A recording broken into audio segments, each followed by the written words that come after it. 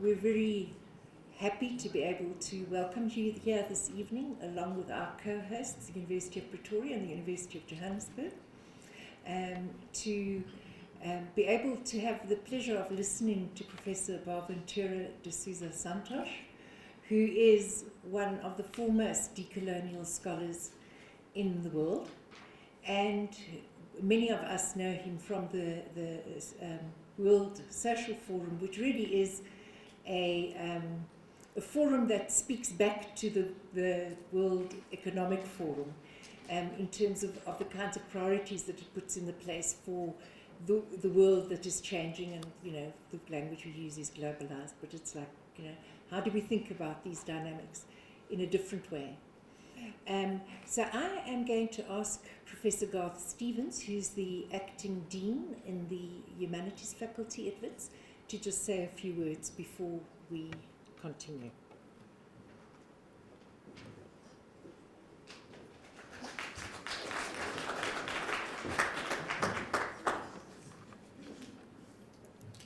Thanks very much, Melissa, and a warm welcome to all of you. I'm going to try and be very brief this evening, because I'm sure that everybody wants to get to the actual meat of the evening. So a good evening to all of you, and thank you for the invitation to just make one or two opening remarks. It really is a pleasure to be welcoming you all here this evening as members of the WITS community, as members, as colleagues from other institutions, as friends, students, representatives of various publics, and of course participants in the associated conference that's being hosted at the moment by the WITS Center for Diversity Studies on disabling normativities. More specifically, it's an absolute honor to welcome our esteemed colleague, Professor Boaventura de Sousa Santos, whose work I followed closely over many years, but I've never actually had the opportunity to meet you. So on behalf of both the Faculty of Humanities as well as the University of the Witwatersrand, I really do want to welcome you and thank you for delivering this public lecture this evening.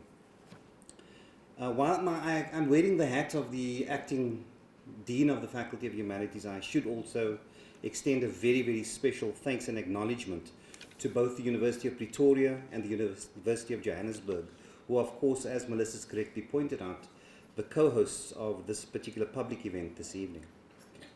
Now, collectively, for those of you who come from this region of the country, you will know that we are sometimes referred to as the Gauteng Triangle in some quarters. And I'm very pleased that we have yet another opportunity to collaborate on collective projects such as these as neighboring institutions. Now, I say this in the context of a higher education system that, of course, will increasingly have to consider its institutional architectures and forms. And I'm not here talking about how it is that one optimizes efficiencies in the era of austerity and neoliberalization that, of course, has also found its way into higher education. But I talk about this rather as institutions of higher learning move towards increasing transdisciplinarity and ways of organizing themselves away from content and discipline-specific silos to collectives that are constituted around key social, political, and intellectual questions facing humanity today. So I really look forward to many more instances in the future where this mode of collaboration across the three institutions that are co-hosting this event tonight will become much more commonplace. And again, I extend my thanks to the University of Pretoria and the University of Johannesburg. Now, the title of this evening's public lecture is, of course, also extremely fitting for the contemporary moment in South African higher education towards alternative epistemologies and pedagogies. In this early moment in the 21st century, we are, of course, witnessing an array of organic social movements that have vented discontent and resisted the unprecedented and unfettered global forms and levels of exploitation, marginalization, and inequality. Cutting a swath across a range of social contexts, these sustained impulses have been characterized by calls for decolonizing education, science, language, the imperial canon, arts institutions, and the economy. This contemporary decolonial moment, and I say that the moment because, of course, this is but one moment in an intellectual lineage of decolonial thinking, has birthed striking exemplars such as Black Lives Matter in South Africa, Roads Must Fall, Fees Must Fall, landless peoples movements across Africa, and emerging political formations amongst the precariat in Latin America and parts of Asia. But of course, its traction has extended way beyond these examples and contexts. Within higher education, alternative epistemologies and pedagogies will be central to fundamental recurriculation, but also goes to the heart of how we envisage a public university that acts in the service of the public good. This is also all the more important in the global south and in Africa in particular. Population growth, more porous borders, migration, all of these will enable the promises of transnationalism and cosmopolitanism like never before. Alongside this, of course, rapid urbanization will yield megacity complexes and will change the nature of living as we know it. New possibilities for rethinking the future of work, economics, the deepening of democracies, and sustainable environments and ecologies will also emerge in this moment. Access to technology will generate unprecedented forms of connectivity and social relating. And of course, Africa will continue to break free in many instances from the dominance of northern and western forms of culture, identities, knowledges, and ways of being in the world. But, and yeah, there is a big but here, we're also likely to see the second scramble for Africa, raising concerns about ethical leadership. It will raise concerns, as we see in the world at the moment, about the resurgence of right-wing populism and conservatism. It will raise questions about variable economic development, unemployment, social political conflict, xenophobia, and identity politics. As Africa's population is expected to double over the next 3 decades, the pressures on young people in particular will increase, with mental health problems, for example, contributing most significantly to the burden of disease in Africa. Technological access will have a profound impact on the nature of learning and on social interactions, but may also create greater forms of isolation. And we have to consider environmental decline and its impacts on society in the age of climate change and the Anthropocene. Now, I raised this broad context as a canvas for tonight's public event and the content of the lecture, partly because under these circumstances, rethinking the foundational elements of knowledge production, knowledge dissemination and its translational processes will be a critical task for all of us to consider. How we think about the university in this moment is also going to be critical, because of course universities as particular sites or theatres are important players in the process of creating social compacts that act in the service of the public good. And I come back to this question about the public good. But the public good is not driven by the university. It has to be driven by the university, in the university, but also outside of the university. And so there's a question about how it is that the university acts in the public good beyond the borders of the university. And so really I'm very thrilled to be able to be part of this collective conversation this evening with Professor Boaventura de Sousa Santos this evening. And as someone, again, like I said, who's followed his work on epistemologies of the South, cognitive justice, I'm sure many of you are familiar with this as well. It really is a pleasure to be here, and I really look forward to an engagement and a conversation with all of you. For those of you who will be enjoying the conference tomorrow again, I know that this is associated with the conference in some way. I really wish you one in those deliberations too. And once again, I welcome all of you to this special event this evening. Thank you very much, Melissa.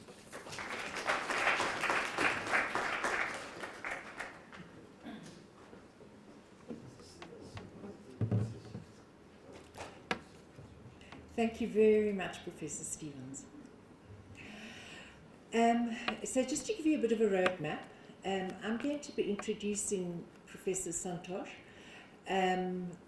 on behalf of Professor Sipamandla Zondi and Professor of Pretoria University and Professor Michael Cross of UJ and myself. And then when he has presented his thoughts to us this evening, I will be inviting a few people to the table, and they will be giving some thoughts and observations. Nobody has, of the people who are going to be responding, nobody has seen Professor Santos's presentation, so these are going to be their thoughts as, live, spontaneous, off the cuff, which I think is rather fabulous. So let me then just introduce Professor Santos to you. He's Professor of Sociology at the University of Coimbra in Portugal, and distinguished legal scholar at the University of Wisconsin-Madison. He earned an LLM and an JSD from Yale University and holds the degree of Doctor of Laws, an honorary doctorate, put it that way, by McGill University. He's Director Emeritus of the Center for Social Studies at the University of Coimbra and has written and published widely on the issues of globalization, sociology of law, and the state, epistemology, social movements, and the World Social Forum. He has been awarded several prizes, most recently the Science and Technology Prize of Mexico 2010 and the Calvin Jr. Prize of the Law and Society Association 2011. His most recent project, Alice, Leading Europe to a New Way of Sharing the World Experiences, was funded by an advanced grant of the European Research Council, one of the most prestigious and highly competitive international financial institutes for scientific excellence in Europe. Boaventura de Sousa Santos has published widely on globalization, sociology of law and the state, epistemology, democracy, and human rights in Portuguese, Spanish, English, Italian, French, German, Chinese, and Romanian. Okay. So, Professor Santos, with no more ado, let me ask you to come forward.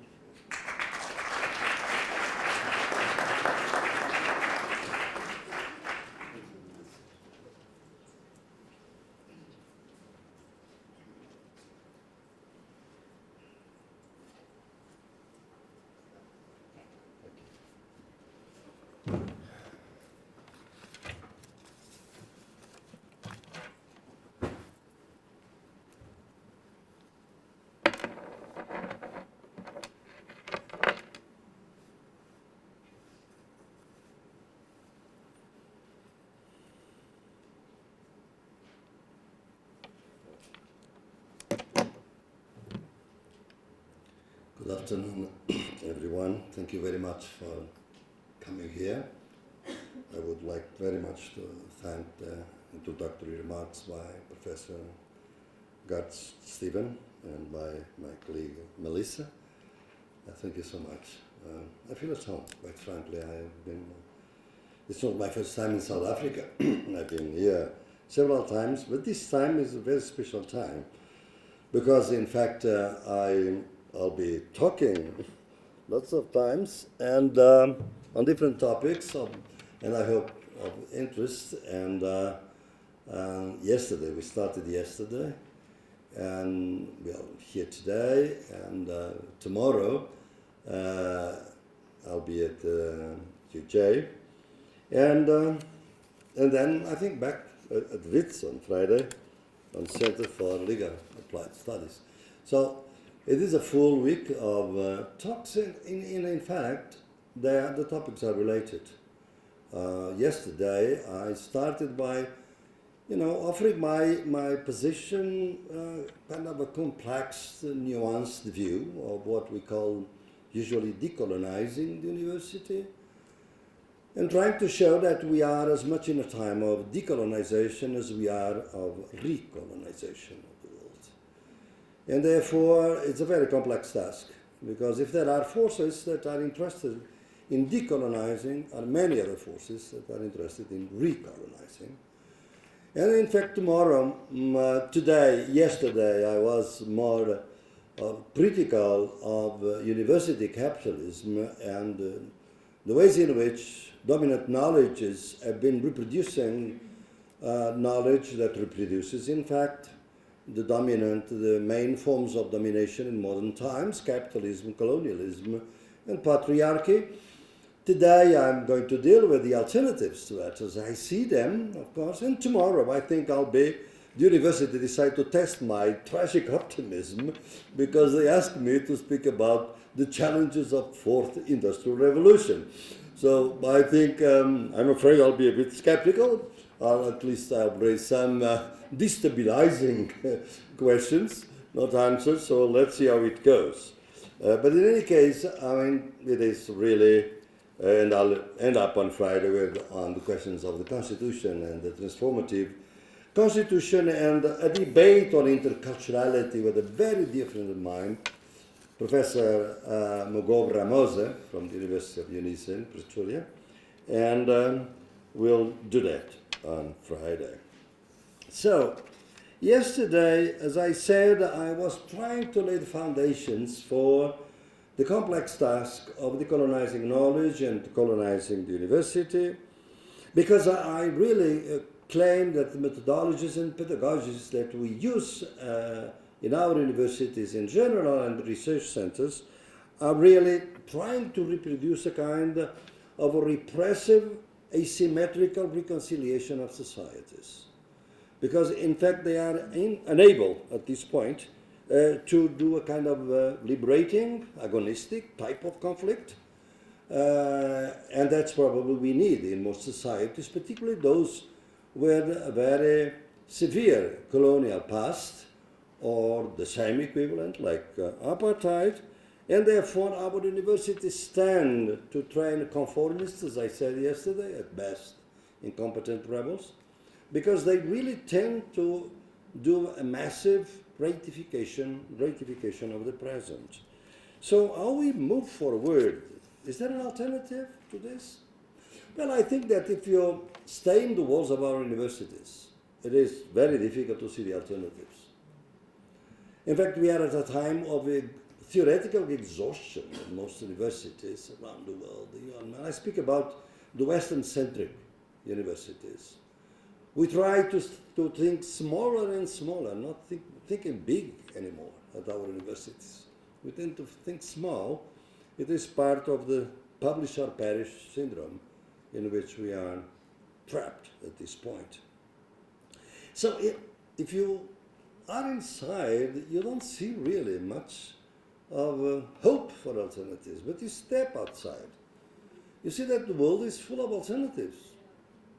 People are really struggling against injustice everywhere in the world, against capitalism, against colonialism, against patriarchy, against other forms of dominations. And in this meeting, particularly ableism, as my dear friend Sanjay is here with us and is educating me on the questions of other forms of domination, which I bring into the picture in my next work.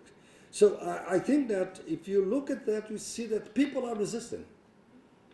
People are not victims. They resist, but we don't listen to them. We don't understand them when we listen to them. We don't even have time to listen to them. Particularly, they never reach our universities and they never reach out. And therefore, we feel, in a sense, isolated.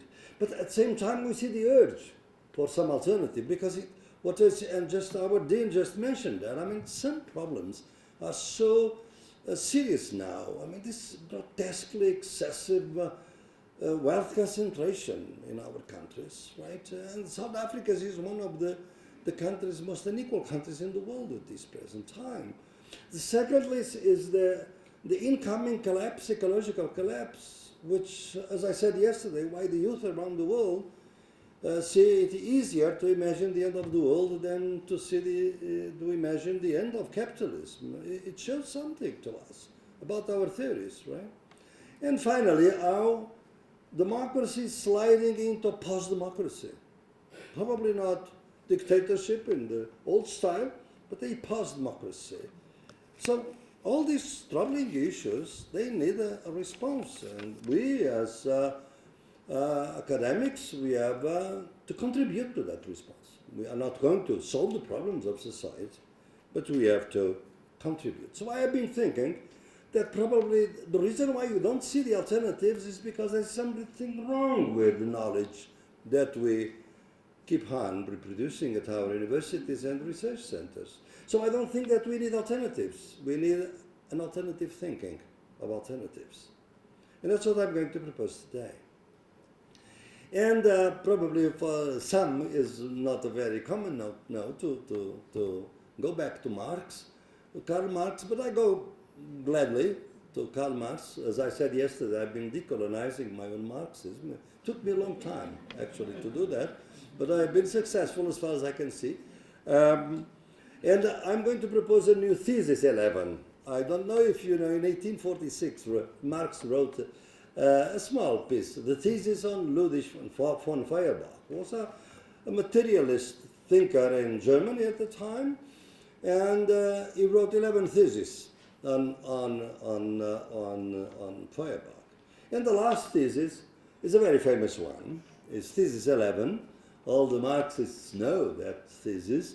Is that basically says, well, the philosophers have been trying to understand the world, but the problem is not to understand the world, it's to transform it.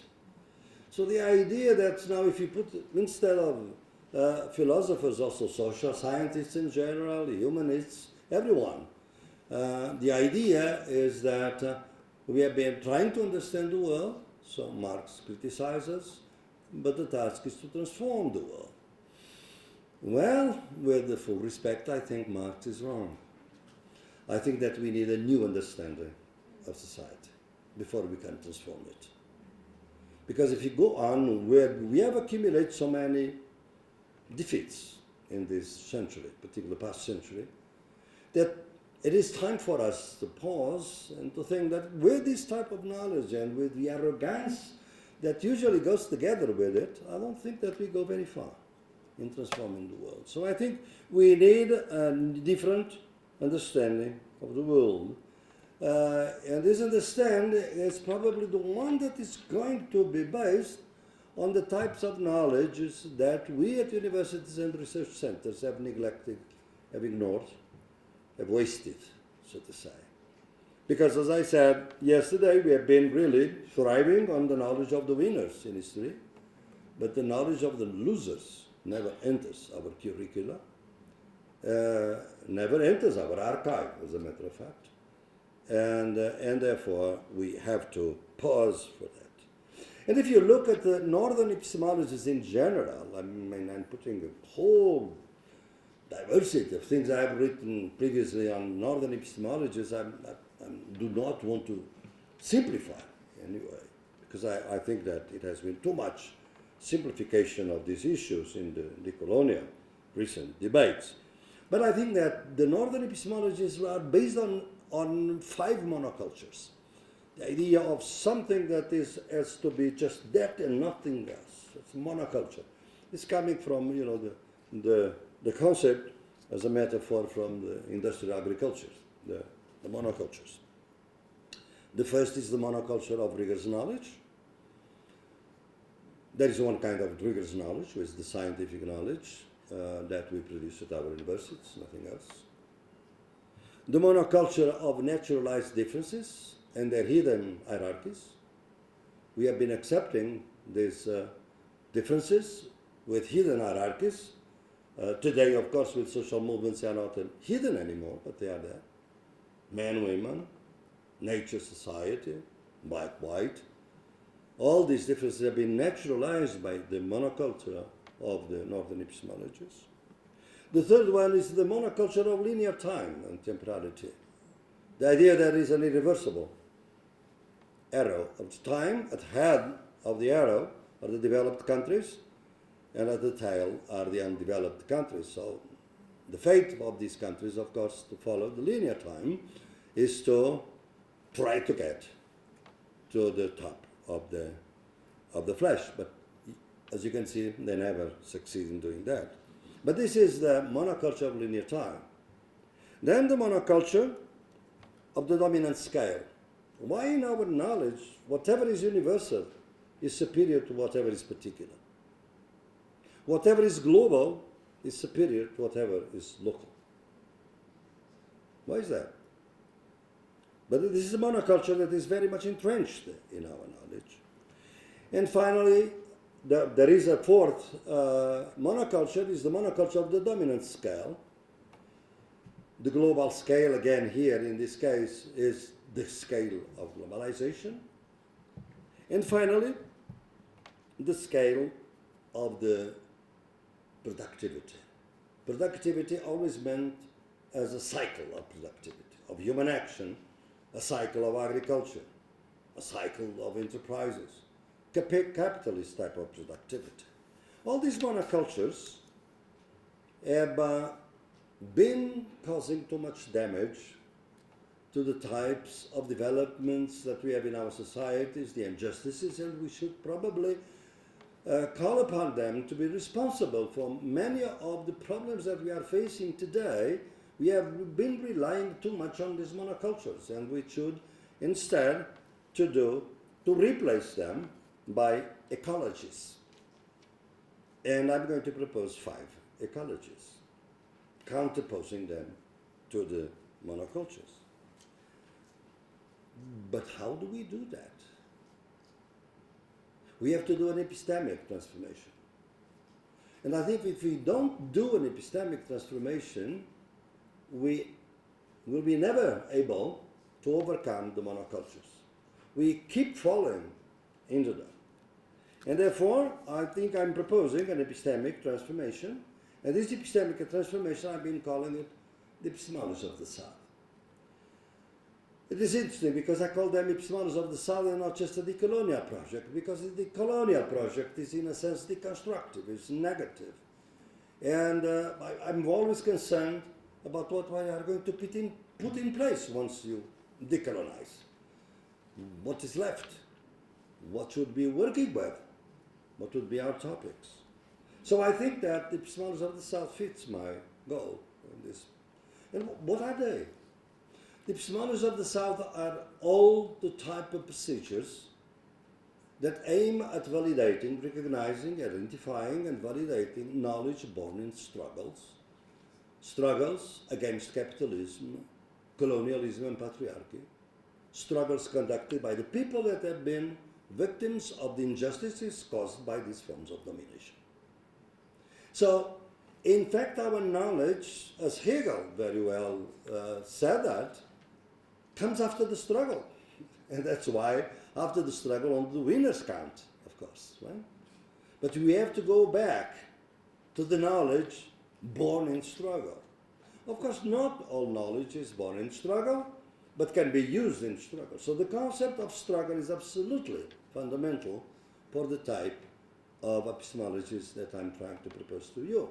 And as you can see, epistemology here is an occupation with a K. Occupation of epistemology. It's an occupy movement. Because epistemology in the Greek philosophy or in Western tradition is the knowledge separate from life, from everyday life of people. Well, we cannot afford that. I think that knowledge born in struggle is knowledge embodied and embedded in struggle, so it cannot be separate from that. So in a sense, we have to bring in the struggles into the university, in a sense, with our research centers, in one way or the other. So it is a way of showing that epistemology is not about separate knowledge, it's knowledge that really is transformative of the lives of the people that are in struggle. So what do we get as a basic premise of these epistemologies of the South once we try to develop this knowledge? The first thing is that we live in capitalist, colonialist, and patriarchal societies. So this is not so obvious for many people, because many of us were trained, even though probably even those that were in the critical leftist type of knowledge, that colonialism was over with independence of the colonies, of the European colonialism. And of course, colonialism was also over after in the post-apartheid period. Well, it's not true, I don't think. I think that we live in colonial societies. That historical colonialism, as I said yesterday, was just one type of colonialism. There are other types. And now we cannot understand our society without going back to the concepts of colonialism, because as you'll see, they are being repeated all the time. And what is colonialism? colonialism is whatever degrades ontologically a human being and makes of him or her a less human being, a subhuman entity. And as I said, our knowledges have always been based since the Renaissance on the idea that humanity is a reality and that finally all of us are humans and we are equal and free. But we are not equal and we are not free, and precisely because of the modern forms of domination, capitalism, colonialism, and patriarchy. So what do these forms do? What these forms of domination do is that they divide society by an abyssal line, that it is as radical as invisible. We don't see it. We used to see it in the colonial times because of the geographies. There was the metropolitan sociability in Europe and colonizers' societies, and the colonial sociability elsewhere in the South. So there was an abyssal geography. Now the abyssal line is not about geography, it's about social relations. It's about representations. It's about subjectivities. It's about the people, the division between humanity and subhumanity. Is about the idea that in our system there are no humans without subhumans. And therefore, the more humanity you plead for, sometimes the more subhumanity you are hiding or are forgetting.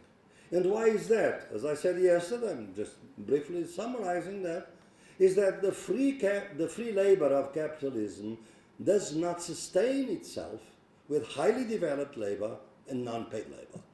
And highly developed labor is supplied by colonialism, non-paid labor by patriarchy in their different forms. That's why it is impossible to have capitalism without colonialism, without patriarchy. So domination is articulated, and as I said yesterday, the resistance is fragmented. Some are anti-capitalists, but are pro-colonialists. Many movements are anti-racial, but they are pro-capitalists and sexists. Some feminist movements are probably, of course, against patriarchy, but they are racist and they are pro-capitalist. And some of the anti-capitalist movements are very often colonialist, racist, and sexist. So the idea is that we have our world divided in these two forms of sociability today. Our societies, Johannesburg, as Coimbra, is divided in two forms of sociability. And this abyssal line is always there. It moves. It has to be analyzed, but it is always there. There are always people that even sometimes they have to cross that abyssal line every day. On sometimes of parts of their life they are fully human, parts of their life they are subhuman. They go from the zones of being to the zones of non-being, as Franz Fanon would say. And therefore it is impossible to understand metropolitan sociability without the co-presence, even though hidden, even though suppressed, of colonial sociability and patriarchal sociability in our societies.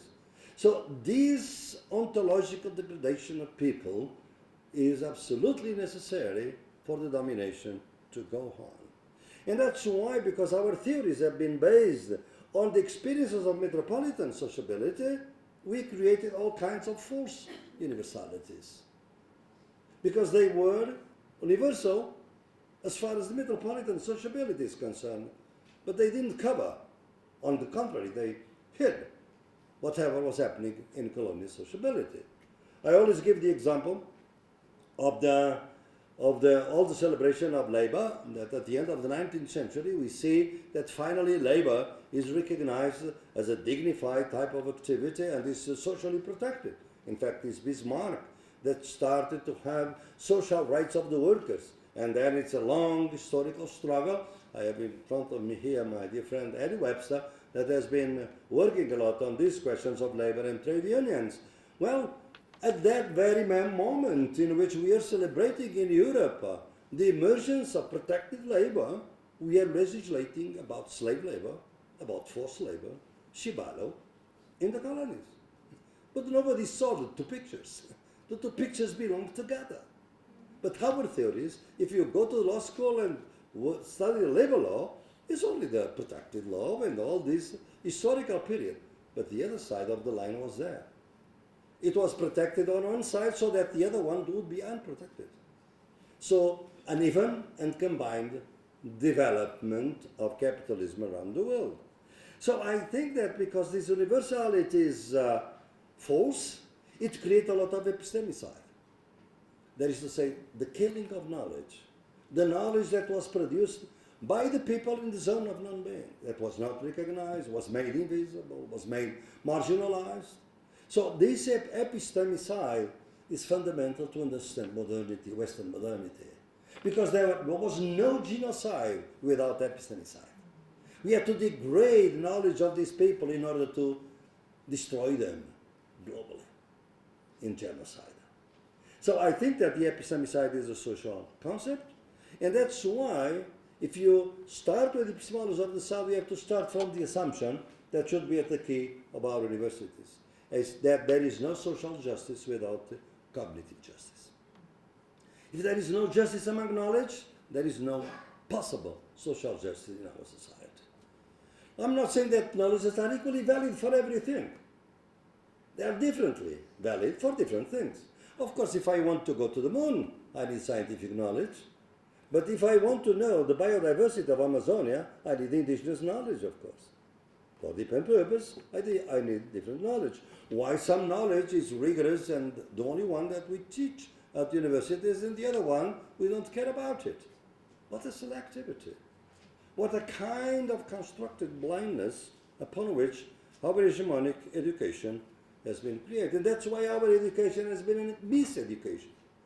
To the extent that it reproduces the abyssal line by not recognizing its existence. Whenever we don't recognize the abyssal line, you reproduce it, of course. Because we think that everyone lives in a zone of being, we don't see the zone of non-being. So I think that if we really take seriously, the education has to be centered on the idea of the abyssal line. Because there is no way of superseding it if you don't recognize and acknowledge its existence. That's why we have to start by affirming that there is racism in order to fight against racism. Because if you start from the assumption that we are not racists, well, why should we fight against it? So I think that we have to fight so that the education to be post-abyssal is the education that acknowledges the existence of this abyssal thinking called by modern domination. And then that education may allow people to be literate about their own heritage and culture, so that they then can reach out. They are in good conditions to reach out to other cultures, to other heritages. They can dialogue on equal terms. Other than that, it is impossible for them to build a future in their own image. In a sense, the future happened to them. They are allowed to make happen the future. And it's basically the epistemicide, the consequences of an epistemicide. So there are two key concepts that I developed here, and I think that we should also be orienting in our research and in our education is the sociology of absences and sociology of emergencies. What are they? The sociology of absences is the result of epistemicide. Is that by hiding the zone of non-being, as Franz Fanon said, by ignoring this colonial sociability in our time today, in our cities, if we don't acknowledge that existence, then everything is absent on the other side. So we have been producing absence. So that's what we have to do. It's an insurgent sociology, so to say. It's not a discipline. Sociology is an endeavor, intellectual endeavor, to identify absences. How can you study what does not exist? Because reality is not reduced to what exists. Reality for us is all the possibilities that have been suppressed. And are there or could be there. So the sociology of absence is absolutely fundamental for us to acknowledge the existence of the abyssal line and to show that here therefore the abyssal line creates exclusions. But there are two types of exclusion. In metropolitan society, of course there are exclusions also. the women that are protected, the workers that are protected in our metropolitan sociability, they are discriminated against, of course. Sometimes we know that even in Europe, the women's salary is between 20 and 30% less than the man's labor salary for the same type of work. So there is discrimination, but there are rights. They can appeal to courts. There are forms of redress for that. While on the abyssal line, the people that are subhuman, they may have in theory human rights, but they are not subjects of human rights. They are objects of discourses of human rights. And most people in the world today are really more objects of discourses of human rights by universities, by NGOs, by the United Nations, by whatever. But they are objects of discourses. They are not subjects of them. So this is what I think that we have to acknowledge, so that we can see that these exclusions on the other side of the line are abyssal. That is to say, are radical. Even if the idea of rights is there, doesn't make any sense. I mean, the woman that goes on the train in Mumbai or in Delhi and is victim of gang rape, or the women that are victims of feminicide in our societies, or in, 3 weeks per week, sometimes in Brazil or in Mexico, well, at that point they are subhuman. They are treated as subhuman. The transgender people in Brazil have recently been privileged victims of abyssal exclusion also. They're not human beings. They are not treated as such. And as I said yesterday, if the 15,000 people that have been drowning in the Mediterranean, which is now a liquid cemetery, if these people were European people, my God, I mean, they would be, or American people, tourists coming to Europe, 15 people drowning, I mean, that would be a scandal, that would be a major crisis, right? But they die, nothing happens, because they're not really human. They're subhumans. And this is the reality of our time. So I think that these forms of sociability, and I can't go very much in detail because the metropolitan society is run by attention. But this tension is between regulation and emancipation. You see that in my book, The End of the Cognitive Empire. Some of you are familiar with that, and you can see that in detail. Here I can't really detail much. But this is the tension between regulation and emancipation. The abyssal exclusion on the other side of the line is, the tension is different. It's between appropriation and violence. As in the colonies previously, there was no place for emancipation. It had to be struggled in order to be conquered. So I think these are differences that we should acknowledge, so that we can move on then to see that once we identify the sociology of absence, we start to see the alternatives, other ways of knowing. And once we start seeing these other ways of knowing, you start to be involved in what I call the sociology of emergencies. The not yet, the noch nicht of Ernst Bloch, the great German philosopher. The things that don't exist yet, but they manifest themselves as necessary, and at the given point, possible also. Necessary and possible. These are the emergencies. And you see in the struggles today, and that's why I spend 50% of my time at university and 50% of my time with social movements, is that we see the emergencies there. Even in the midst of the wild repression is now in Colombia, where I come from. Well, social leaders are being assassinated every day. Not because they are leftists or whatever, it's because they are defending their territory, their land, against the business companies, the mining companies, and the industrial agriculture that wants to invade their territories. So these are the things that we have to acknowledge to see the emergencies emerge. And you can see, as I'm going to tell you, to show how these different knowledges are there, that we should bring in our discussions, but we don't, precisely because of our dominant knowledge that blind us to see these ecologies. So in a sense, we have to replace the monocultures by ecologies. And once you do that, you see really a wealth of knowledges in the world. And you should see that sometimes these knowledges, they need intercultural translation. And so that's another key concept in the epistemology of the self. So let's see Very briefly, each one of these monocultures transformed into ecologies. The ecologies of knowledge. Of course, the first thing that we have to do, and that's within the realm, my first work, and we have that in some books in English, for instance, Global Cognitive Justice, are dealing with the first move, is to recognize the internal pluralism of science. For a long time, the dominant knowledge tried to suppress other forms of knowledge within the Western tradition that was suppressed. And were the feminists, the feminist epistemologists that in fact showed us that was an internal pluralism, that could be, science could be done otherwise. So there is this idea of internal pluralism is the first move that we have to recognize in order to have the ecology of knowledges. And yesterday I gave you an example. Why do we think that the concept of nature, the Cartesian concept of nature, is the only one that is the good concept of nature in the West? Of course, res extensa of Descartes, and not the Spinozian concept of natura naturans. The idea of nature as the source of life is because the Cartesian concept allowed for the pillage of the natural resources in the New World, while of course the Spinozian concept would require respect for the nature. So it could not be really destroyed, devastated. And the people, because the people were part of the nature. I mean, the indigenous people were part of the nature. You know, you read Francisco Vitoria, you can say, they are part of nature.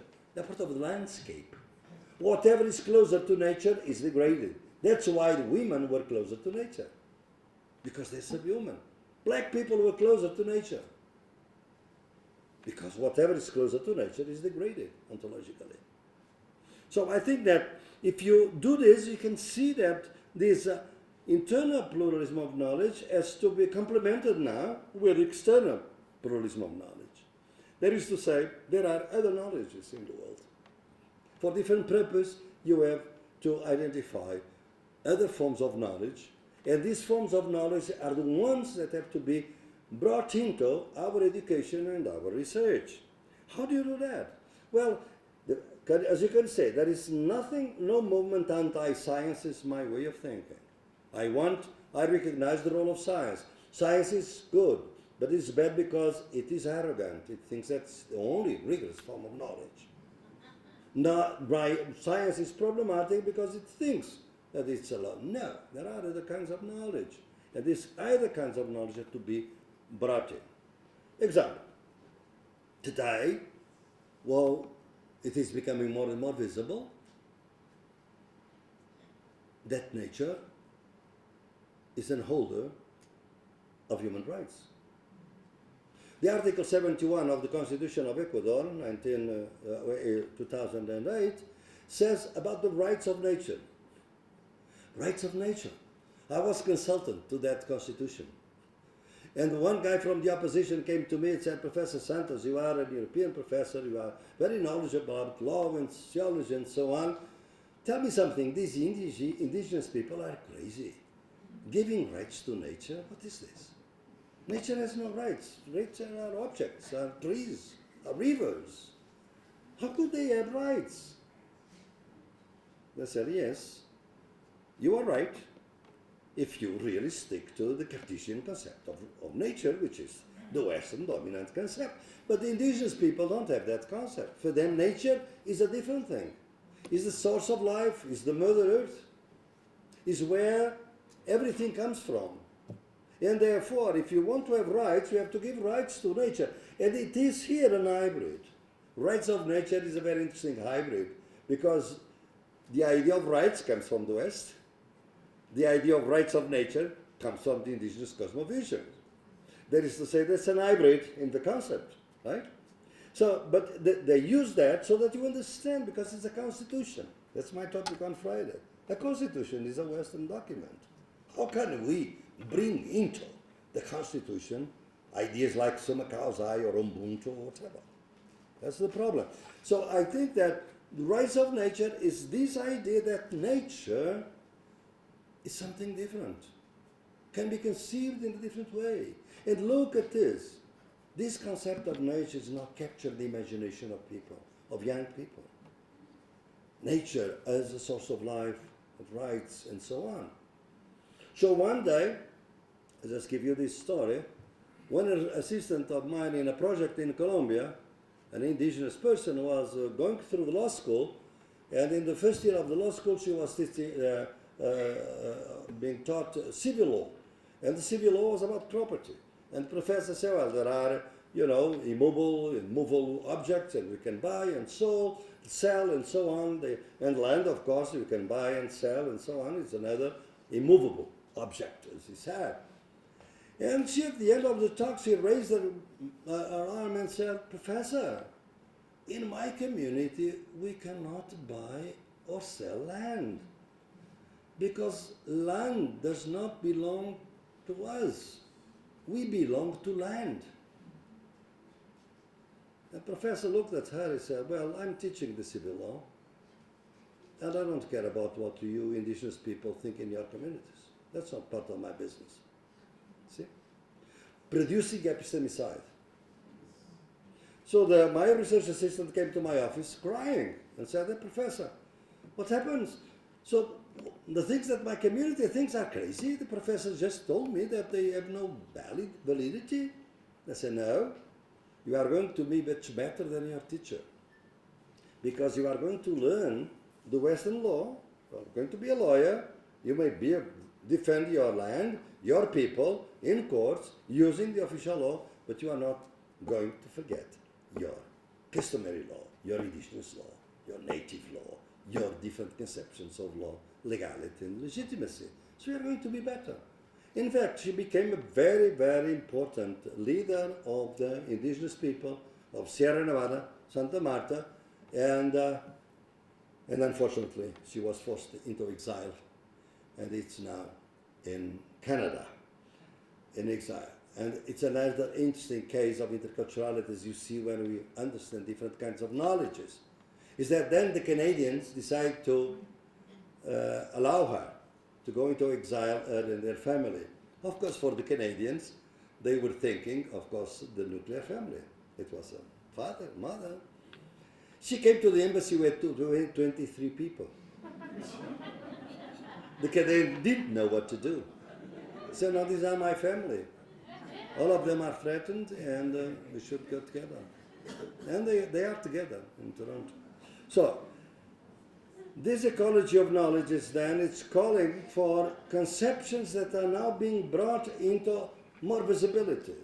And do not think that is a kind of a Latin America type of specificity. I'll give you an example from New Zealand. New Zealand just passed a law, very important law, giving rights to a sacred river of the indigenous people, what we call Mahori.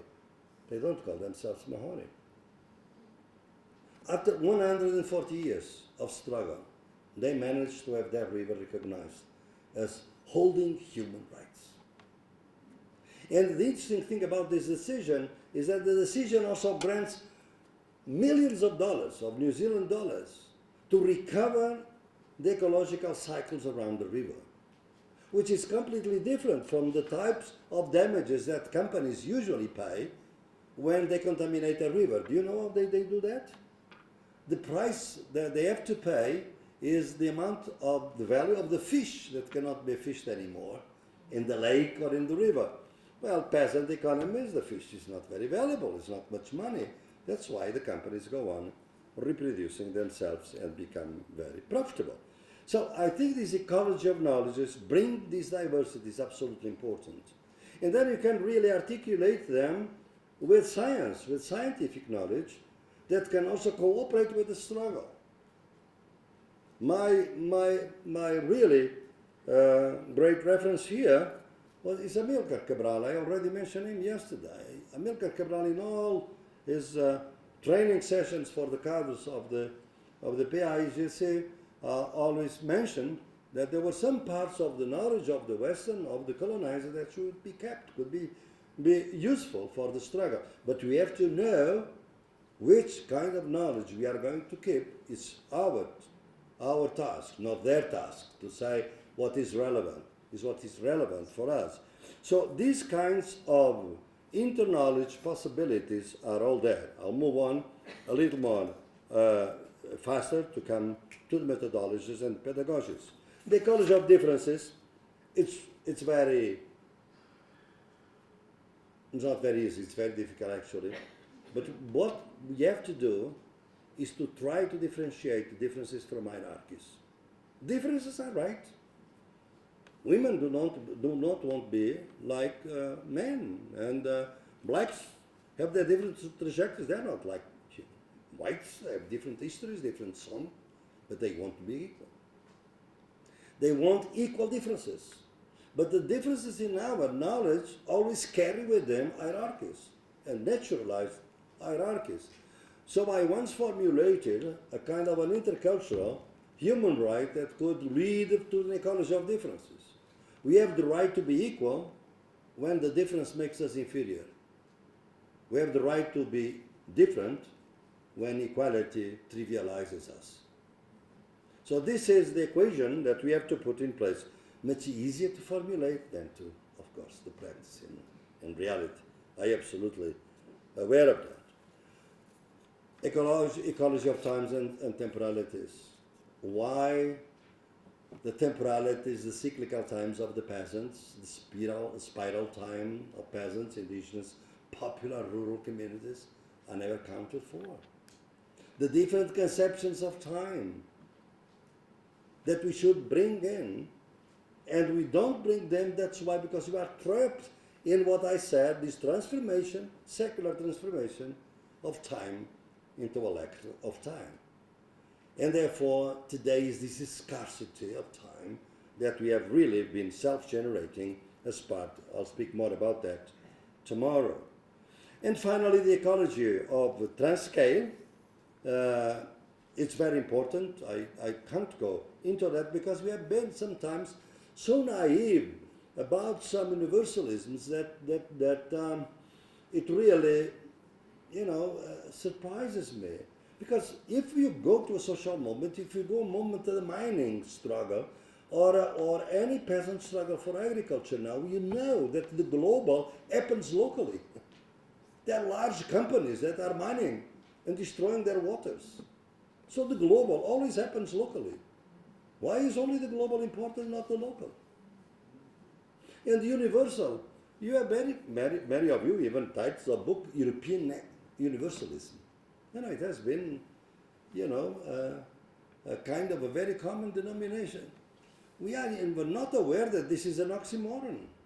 Because if it is European, it's not universal. If it is universal, it's not European. So I think that these things have to be brought into the ecology of transcale. And finally, the ecologies of productivity. All of you know, some people from peasant ascent, that for the peasant economies, and believe me, 70% of the food that you have in our table is still produced by peasants or families, small holding agriculture around the world. It's not by the large company, maybe processed, but the food is very often by this family agriculture. The productivity is not in a cycle of production, it's a multi-cycle of production. The land has to rest. That's why the indigenous people need, and the peasants need more land, because sometimes they cultivate 1 year one plot, and then the next year another plot, because the land has to rest, as we have to rest. It's a different concept of nature, it's a different concept of productivity. So if you bring these forms of ecology, you can see that probably the university should be at the forefront of the production of its ecologies.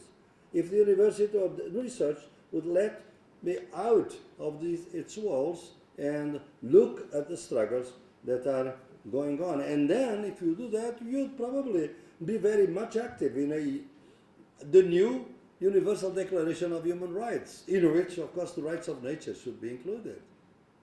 And probably also we should be aware that the Human Declaration of Human Rights, the university never, the law schools never question that, because we are a right-centered type of culture.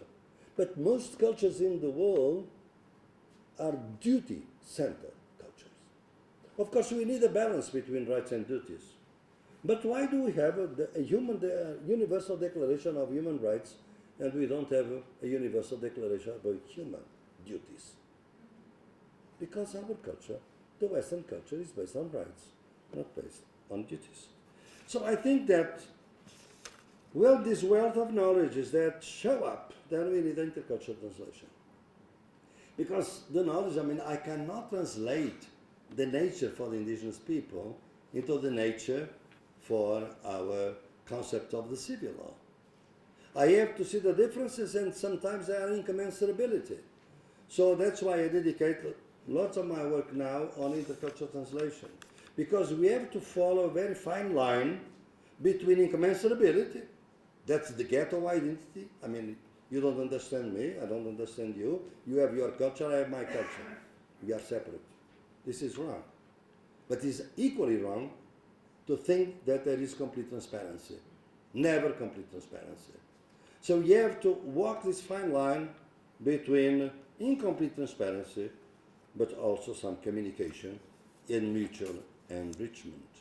So I think that if you do that, you can see a wealth of emergencies.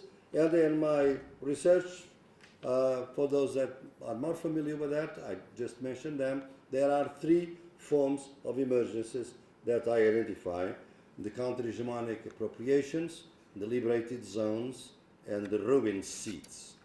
I don't go into that because now I'd like to focus on the pedagogies and methodologies. Well, what is the challenge? The challenge is that we have to supersede the subject-object distinction. We have to learn how to know with instead of know about or upon.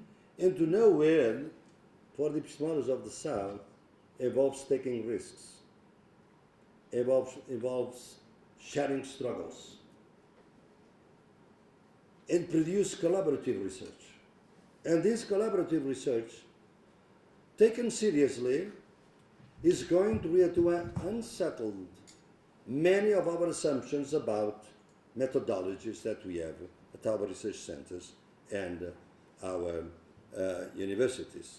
Because I think that our methodologies, interviews, surveys, whatever you do very often, they are extractivism. We are extractivists. Not just the mining companies are extractivists. We are. We go to a community and we start interviewing people. Then we interview whatever is relevant for you. Look at the mining companies, they're the same.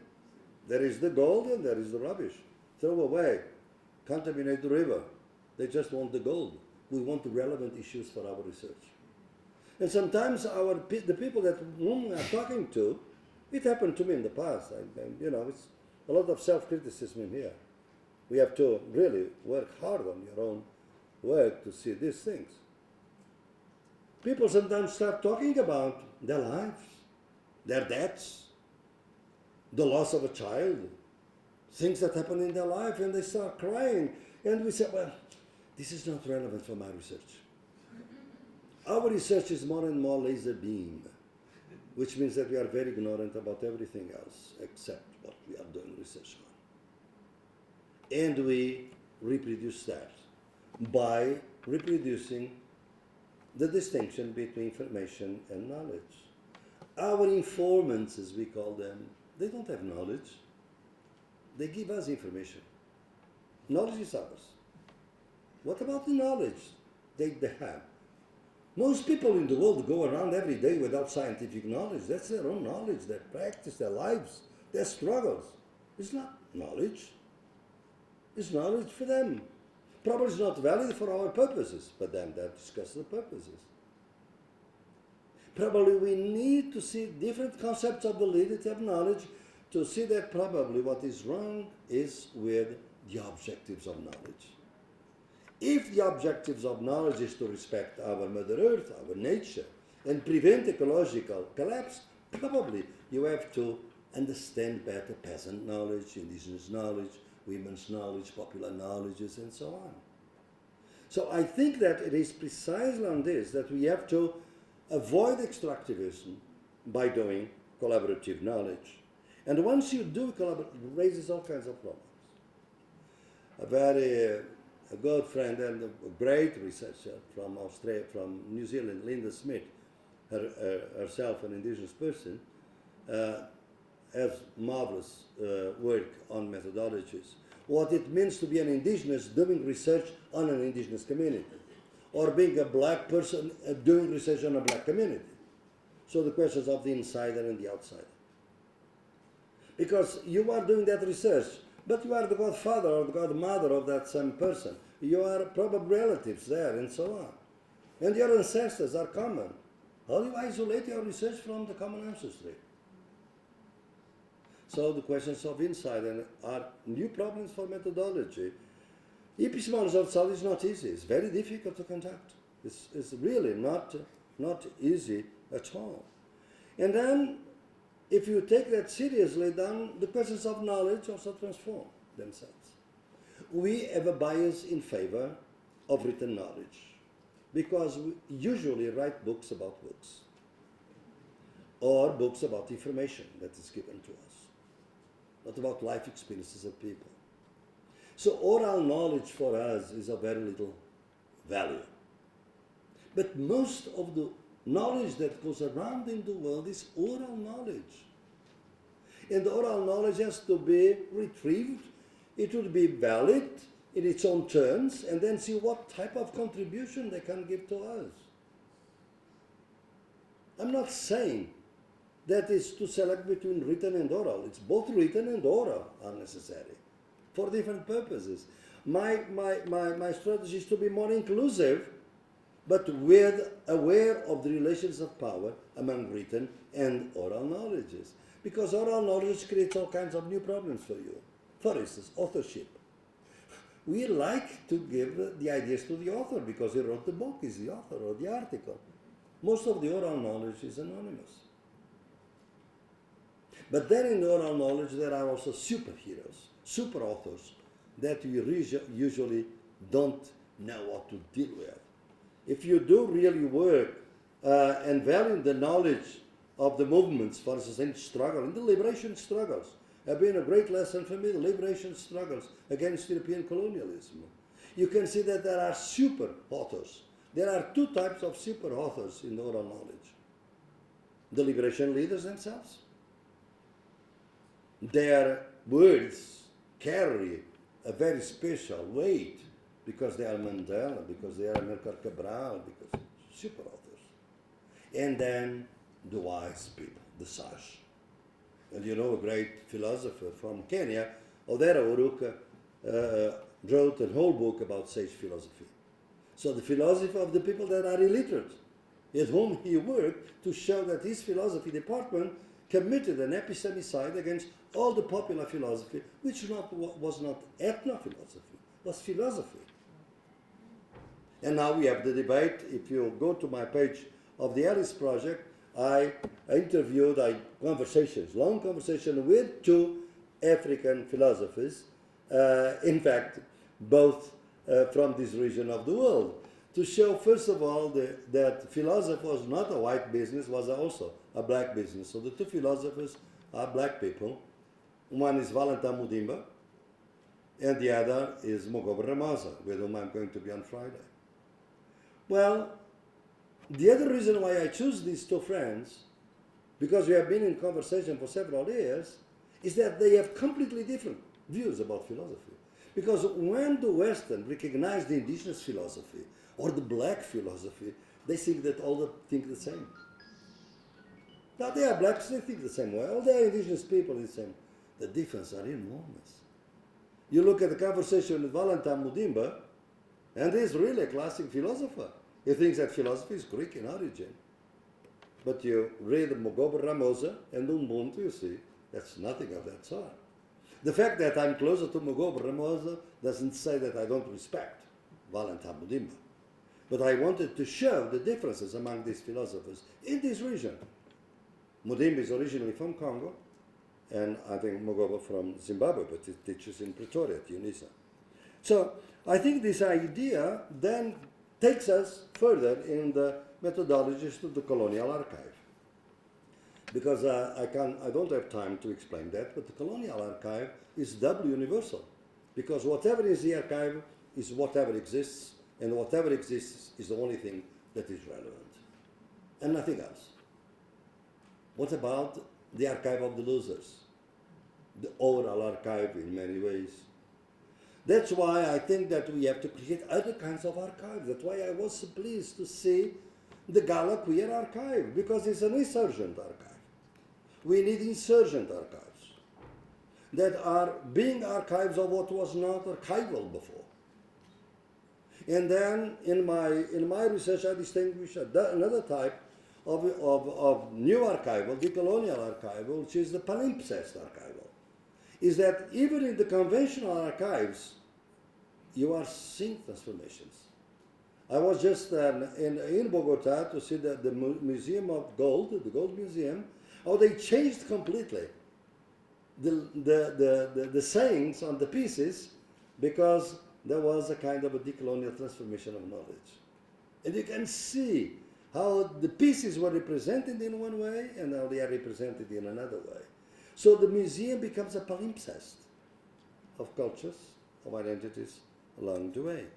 So I think that if we do that, we can see that these questions are important. Why? Because all these questions, there are many others. I mean, there are long pages I dedicate to the methodologies, and I'll briefly mention the pedagogies, is that they have contexts.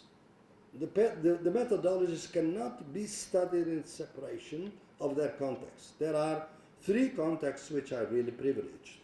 One is struggle, of course. The second one is experience. The third one is body, territory. Because, in fact, in the struggle, all knowledge is corporeal. And we were trained in the idea that the body was an obstacle to knowledge. You see that in Descartes. You see that in Kant. You know how Kant starts the critique of pure reason. De nobis sibi silemos. About ourselves we don't speak. They say the empirical being is not important. Well, it's all important from the perspective of the epistemology of the sound. So I think that in the struggle you can see what is a struggle. Is any movement in which the small liberty becomes an occasion to exercise the will for liberation. It's from liberty to liberation. That's why, in order to have social transformation, we have to have an alternative. We have to have an idea of liberation. Because misery, because inequality in itself do not produce emancipation. You have to have an idea of a different society. And we have to start by an epistemic transformation in order to see an idea of a society that is both post-capitalist, post-colonialist, and post-patriarchal. So I don't have time to go into the kinds of bodies that I identify here, but because of some friends here, I have to really say 1 minute on another obstacle to reason, which for the epistemology of the South are very important, is the relationship between reason and the senses. Because I have never seen a person in my life that gets involved in a struggle by just rational reasons. You have to have a gut reaction, something that creates rage, hatred, something that we have to do something about. And we call that irrational. It's not irrational. It's the emotion based on which you mobilize your reason. So the emotions are not hostile by necessarily to reason. And that's why we need a deep experience of the senses. And I go on in my work on the reasons why we have privilege in our northern epistemologies that are still tradition in our universities, two senses, hear and see. But you don't see really. Deep seeing is different from seeing. Because deep seeing is seeing the invisible. Is seeing the abyssal line. Is seeing what is absent. And that's why someone that our dear friend that may not see the visible, he sees the invisible. So the five senses are probably more than five senses. And if you go to this, we have to be also go and understand deep listening. We don't listen. We hear things, but we don't listen. Deep listen is something that an exercise that we should. I don't have time to go into that, but you could see that these emotions and these reasons tells us that other forms of philosophy and cosmovision that have a different relation between reason and senses allow us to supersede, overcome some of our difficulties. For instance, there are three binaries that I work with extensively: individual, community, immanent and transcendent, and nature society. I just mentioned one word on the immanent transcendent, because yesterday I think that our artist Joe Macanza and Catello Canosoro showed us spirituality. That's something that we don't understand. Because it is very clear that spirituality is not religion. It's the transcendent dimension of the immanent.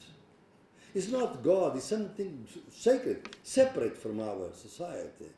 It's the idea of spirituality that allows us, for instance, to see and talk to the ancestors. In the West, we don't know how to do that, basically. But our poet yesterday knew how to do that. Very clear. And we like that, because we tend to aestheticize these experiences. But they are more relevant. More people in the world speak to their ancestors than people that are at universities in Western-centric universities. So I think this idea is absolutely crucial. And again, my theory is based on my research and my practice. I was doing a research project in Colombia, one of them, and I was in the mountains with indigenous people, and the Minister of Environment came to defend the oil drilling in that region and promoting that oil drilling based on all the advantages, the benefits of that, benefits from that for the indigenous community. We are going to have hospitals, we are going to have roads, we are going to have water, everything. And he spoke for an hour about the advantages of oil drilling. And the chiefs, the caciques, the leaders of the community were in a circle, as usually they do, listening to him. And when he finished, he asked the leaders, the caciques, the chiefs, what do you have to say? I brought you all this good news. And they were silent. And the minister got a little bit unsettled and looked at the secretary and asked, did I say something wrong? No, minister, you did very well. So no problem. Let's just wait. He asked again. And the leaders didn't say a word. And then he got very nervous. He got offended, almost insulted, because the leaders didn't want to talk to him, particularly because of the good news that was bringing. The oldest leader raised his hand and said, Minister, we listened very closely and attentively to what we had to say, but we cannot respond now. We have to consult our ancestors. And the minister said, are you serious? The ancestors are dead. What's the relevance of the ancestors? You have to decide, not the ancestors. No, he said, no, we have to consult our ancestors. They are part of our lives. The minister was really already a little bit lost and nervous and said, well, if you want to consult the ancestors, consult them. You are saying that they are here. I don't see them, but you say that they are here. Consult them. Now, minister, we can only consult our ancestors after the rituals and in the full moon. We cannot do that now.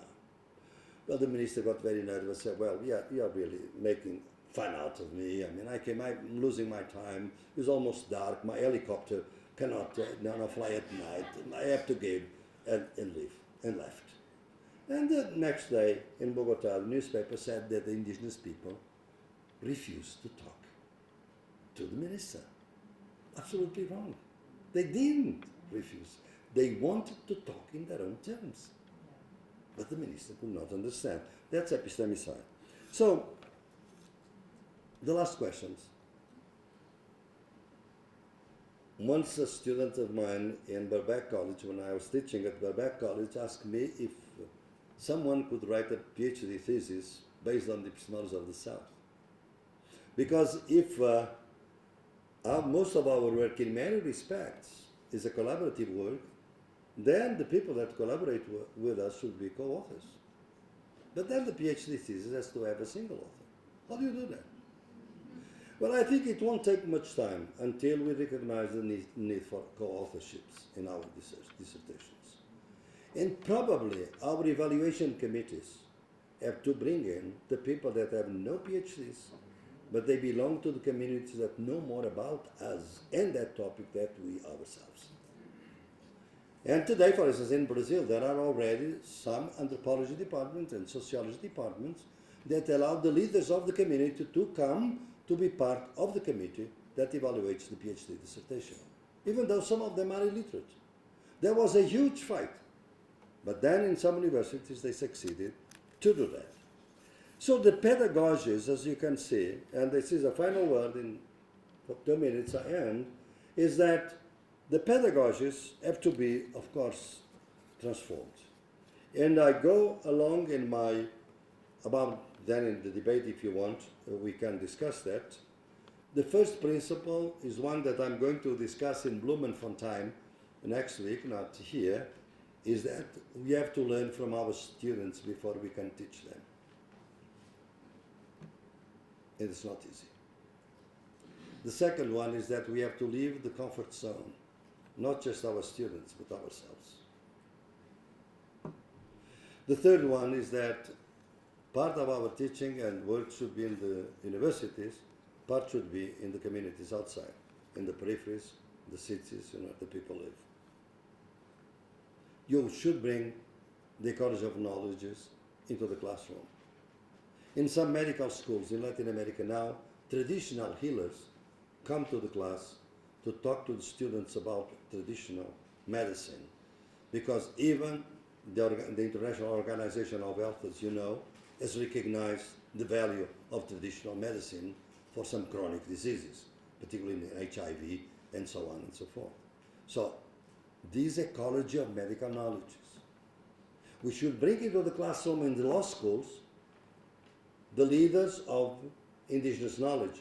No romanticizing of indigenous knowledge, because sometimes it's patriarchal and sometimes it's even racist or pro-capitalist. Those people that work with social movements never romanticize about social movements. I have seen many leaders of social movements corrupt. Many indigenous leaders also corrupt. It doesn't mean that the knowledge is corrupt in general. So we have to bring these knowledges in our classroom. And the knowledge of art.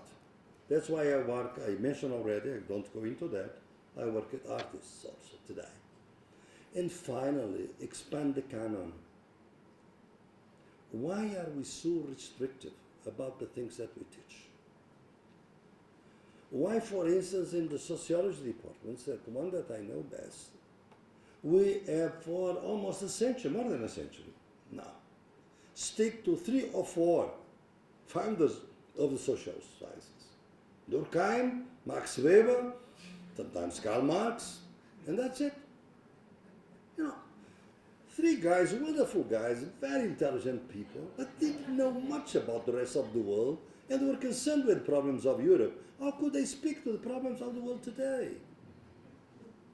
So in my classes on sociology, I teach as one of the founders of the sociology, Ibn Khaldun. I don't know if you ever heard of him. Ibn Khaldun lived in the 14th century. He's an Islamic scholar that wrote a fabulous book that is available in English. It was available to Durkheim, called Prolegomena of Universal History. And you cannot understand social science today without reading the Prolegomena by Ibn Khaldun. Because Ibn Khaldun distinguished between the sciences of revelation, he was an Islamic leader also, and the science of observation. And the observations, the analysis that he does of North Africa, basically North Africa, are absolutely fabulous and present. In order to understand the tragedy of Libya today, read the Prolegomena of Universal History in Ibn Khaldun. And I teach that, and I know that I can't teach that because I have a tenure position, because if I were a young professor at my university or any other university, you don't get tenure by teaching about Ibn Khaldun. Because who is this guy? What do you know about him? So that's why our system produces epistemicide all the time. And that's why I have been thinking, and that's my final suggestion for the pedagogies, is what I call the Popular University of Social Movements. I put forward that idea in the World Social Forum in 2003, and we have been leading and organizing workshops all over the world, and I hope that WITS could organize one of those workshops in the future. It's a very simple exercise of ecology of knowledges. I came up with this idea in the World Social Forum together with other people that are working, and there is one book in English already that you can go to the page and see what is the Popular University of the Social Movements. But I published a book by Z Books called The Rise of the Global Left, in which you can see also long pages about the Popular University of Social Movements. I identified two problems in the World Social Forum in our struggles. The first one was a division between academic knowledge and popular knowledge. And the second problem was the prejudices among the social movements. Women against the anti-colonial movement, the Afro movements throughout the diasporic world, the ecologists against the miners, the miners against the peasants against indigenous people, because they have different conceptions of land. So there are lots of prejudices and differences of knowledges. So you have to bring them together. So we have been organizing these workshops, 2 days, in residence, 50 people at the most. 1/3 are academics from the university that are committed to social movements, but they are academics, and 2/3 are different social movements. Always women, with peasants, with ecologists, with LGBT, with trade unions, bring them together to discuss topics that are decided collectively by the social movements. And depends. For instance, one that will be conducted on the 20th is about education and violence in Rio de Janeiro. And we conducted one a few months ago about violence and territory, because that's the topic, the hot topic in Colombia. And here, you know, land and territory and democracy could be a good topic for such a type of workshop. The details are in the books, you can read them. The interesting thing is that there are no lectures like this because nobody speaks more than 5 minutes.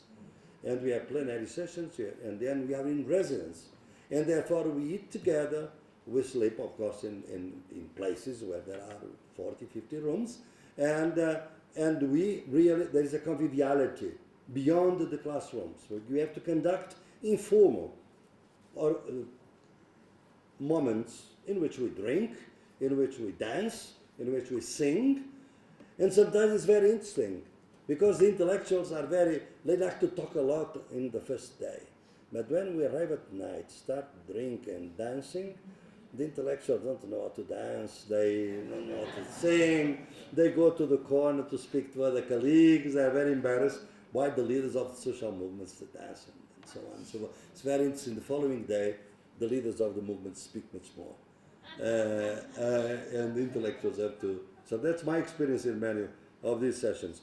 So the popular universities of social movements can be part of the extension program of the university. We have already agreements between the Popular University of Social Movements and the extension department of several universities around the world. This could be one of them, would be my most profitable result probably for you, for my stay.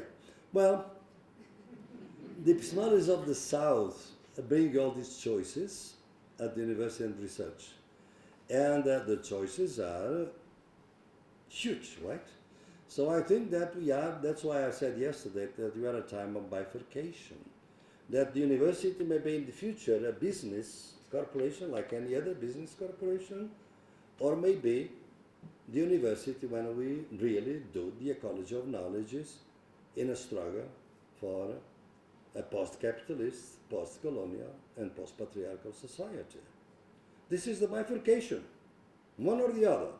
We have to decide that in the next decades. Is this utopian? Yeah, it is probably utopian.